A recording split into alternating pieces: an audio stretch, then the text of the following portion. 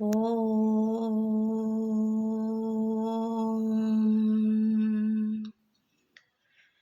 ఓం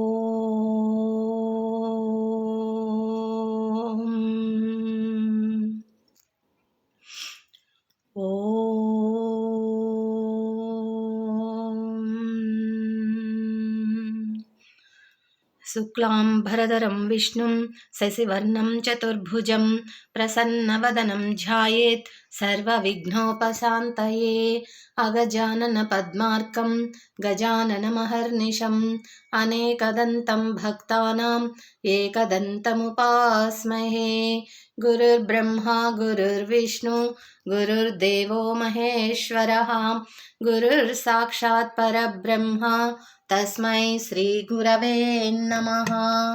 ఓం.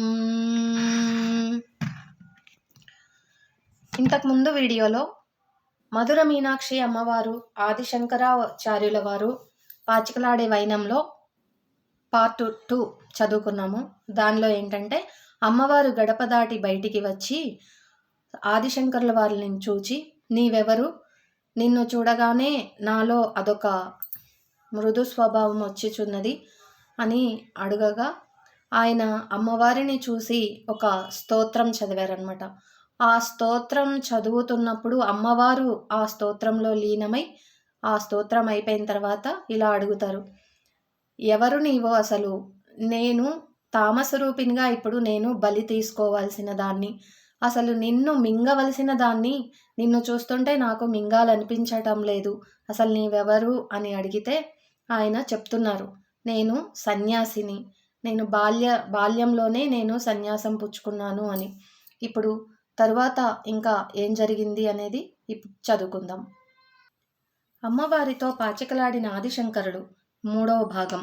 కానీ నా హృదయంలో నా బాల్య కోరిక ఒకటి మిగిలిపోయినది, అది శల్యంలా నన్ను అప్పుడప్పుడు బాధిస్తూ ఉంటుంది అన్నాడు వినమ్రంగా ఆదిశంకరాచార్య. ముల్లోక జనని ముగ్ధ మనోహరముగా నవ్వింది. ఏ కోరికైనా తీర్చగల సమర్థురాలిని, నీ తల్లిని, జగజ్జనని నేనుండగా నీకేమి కొరతనాయినా? అడుగు, నీ కోరిక తీర్చి నేను నా సంహార కార్యక్రమమునకు వెళ్ళిపోతాను. ఇంకా ఆమెలో తామసిక వాసనాబలం తరగలేదు. పసితనపు అమాయకత్వం వదలని ఆ యువకుని కోరికకు మందస్మిత ప్రభాపూర మజ్జత్ కామేశ మానస అన్నట్టుగా ఫక్కున నవ్వింది. సౌందర్యలహరికే సౌందర్యలహరిగా భాసిస్తున్నదా ఆ నవ్వు? అమ్మ, నాతో పాచికలాడితావా అని పసిపిల్లాడు అడిగినట్లుగా అడిగాడు బాలశంకరుడు. తప్పక ఆడుతాను నాయనా, నీ స్తోత్రముతో, నీ భక్తితో, నీ వినయముతో నీ పట్ల అపార మాతృవాత్సల్యం పెళ్ళుబుకేలా చేశావు. మరి ఆట అన్నాక పందెమంటూ ఉండాలి కదా. నీకు తెలుసో తెలీదో, పశుపతితో ఆడేటప్పుడు నేను ఒక నిబంధన పెడతాను. నేను ఓడిపోతే ఆయన ఆజ్ఞ మేరకు సంవత్సర కాలం నడుచుకుంటాను. నేనెప్పుడూ ఓడిపోలేదనుకో. ఈశ్వరుడు ఓడిపోతే నేను వేసే ప్రశ్నలకు వివరంగా విసుక్కోకుండా సమాధానం చెప్పాలి అని. ఆ ప్రశ్నలు లౌకికమైనవి కావు, ఎన్నో వేదాంత రహస్యాలు ప్రాణకోటికి సులభతరం కావలెనన్న పరోపకార ధ్యేయంతో ప్రశ్నిస్తాను. అట్లా ఏర్పడినవే ఎన్నో దేవతా స్తోత్రాలు, కవచాలు, సహస్ర అష్టోత్తర శతనామ స్తోత్రాలు. మరి నీ పందెమేమిటి నాయనా అన్నది జగజ్జనని. ఆమెలో పశుపతినే పాచికలాటలో ఓడించే తన నైపుణ్యం తాలూకు కించిత్తు అహం తునికిసలాడుతోంది. ఇదంతా గమనిస్తున్న సుందరేశ్వరుడు నిశ్శబ్దంగా లోపల నవ్వుకున్నాడు. ఆమె గెలుపు, తన ఓటమి ఎవరికోసము? లోక కళ్యాణార్థము. మౌనముద్రలో ఉన్న సుందరేశ్వరుణ్ణి జటాభాగము నుండి ఒకానొక కాంతికిరణం మెరుపులా వచ్చి ఆదిశంకరునిలో ప్రవేశించటము ఆ తల్లి గమనించలేదు. ఆదిశంకరుల శరీరం, హృదయం క్షణకాలం దివ్యానుభూతికి లోనైనది. శివ, పరమశివ, తల్లితో ఆడే ఆటలో పందెముగా ఏమి కోరాలో వాక్కు ప్రసాదించు సుందరేశ్వర అనుకున్నాడు లోలోపల. అది భావనారూపముగా పరమశివుని నుండి అందినది. పందెము ఏమిటి నాయనా అని మరలా అన్నది అమ్మవారు. ఈ యువకునితో పాచికలాడి అతన్ని ఓడించి తన నైపుణ్యాన్ని సుందరీశ్వరునికి కూడా తెలియచేయాలి అనే ఉపలాటము ఆమెలో వచ్చేసింది. తల్లి, నేను సన్యాసిని. నాకు ధన కనక వస్తు వాహనాలేవీ నాకు అక్కరలేదు. ఒక వాగ్దానాన్ని పందెపు పనముగా నేను పెడితే నీకు అభ్యంతరమా తల్లి అన్నాడు శంకరాచార్య. తప్పకుండా, నీ వాగ్దానం ఏమిటో చెప్పేయి అన్నది వాత్సల్యం నిండిన చిరునవ్వుతో జగన్మాత. బహుశా మరింత కవితాశక్తి ప్రసాదించమని, అది మహారాజులు మెచ్చి మహత్కీర్తి రావాలని కోరుకుంటాడా అని ఊహించినది ఆ తల్లి. తల్లి, నీవు కరుణామయివి. నీవు తామస శక్తివై ఈ సంహార కార్యక్రమం చేయటం నాకు బాధాకరముగా ఉన్నది. ఆటలో నీవు ఓడిపోతే ఈ సంహార కార్యక్రమం ఆపేసి అందరినీ కాపాడాలి. నేను ఓడితే మొదటగా నేను నీకు ఆహారం అవుతాను అన్నాడు దృఢచిత్తంతో ఆదిశంకరాచార్య.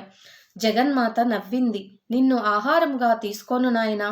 నేను ఓడిపోతే నీ మాట ప్రకారం నేనీ సంహార కార్యక్రమమును ఆపేస్తాను, సరేనా అన్నది. ఆమెలో తాను ఎన్నడూ ఓడిపోననే దృఢ విశ్వాసము నిండుగా ఉన్నది. పశుపతినే ఓడించే తనకు ఓటమి రాకూడదు. ఈ యువకుని నిరుత్సాహపరచకూడదు. గెలుపు అతడికే లభిస్తుందనిపించేట్లుగా మెల్లిగా ఆడుతూ చివరలో ఓడించి తన సంహార కార్యక్రమమును కొనసాగించాలి అని ఆలోచించినది. ఆదిశంకరాచార్య వినమ్రంగా మొక్కాడు. తల్లి, దివ్య మహిమలు గల పాచికలు నీవే సృష్టించు. నీవు కోరిన పందెము నీకు, నేను కోరిన పందెం నాకు పడేలా ఆ పాచికలలో నీ మహత్యము నింపు. నేను ఆటలో అన్యాయము ఆడను, అనృతము పలుకను. నీవు నాతో పాటు ఈ విశాల మండపంలో కూర్చోనవసరం లేదు. నీ గర్భగుడిలోని ఉన్నతాసనం మీద కూర్చో అమ్మా అన్నాడు. ఏమిటి నాయనా ఆలోచిస్తున్నావు? ఆట మొదలుపెట్టు. పాచికలు నీవే మొదట వెయ్యి. చిన్నవాడివి, నీవు మొదట ఆడటం న్యాయము అన్నది మీనాక్షి అమ్మవారు. ఆమె హృదయంలో మాత్రం, సుందరేశ్వర, నీ అర్ధాంగిని, నాకు ఓటమి ఉండకూడదు. నీ దగ్గరే నేను ఓటమిని ఏనాడూ చూడలేదు. ఈ బిడ్డ దగ్గర ఓడిపోతే నాకు చిన్నతనముగా ఉంటుంది. మరి మీ ఇష్టము అన్నది సుందరేశ్వరుడు చిరునవ్వుతో ఆశీర్వదించాడు. ఆదిశంకరులు, తల్లి, నీవు సృష్టించిన దివ్య పాచికలు ఈ క్షణాన నా చేతిలో ఉన్నాయి. నీలోని దివ్యత్వం నాలోనికి వచ్చినట్లే కదా. ఈ భావనే నన్ను పులకింపచేస్తోంది. అమ్మా జగన్మాత, ఇంతటి అదృష్టం ఎంతటి యోగులకు దక్కుతుంది? మరలా ఈ అవకాశం నాకు రాదు. పశుపతితో తప్ప మరెవరితోనూ పాచికలాడని తల్లివి. సాధారణ మానవుడినైన నాతో ఆడటానికి అంగీకరించావు. అందుకని ఈ రాత్రి జరుగుతున్న వర్తమాన కాలము చాలా విలువైనది, మహత్తరమైనది. సశేషం. ఓం శ్రీమాత్రే నమః. ఓం శ్రీ జై గురుభ్యో నమః.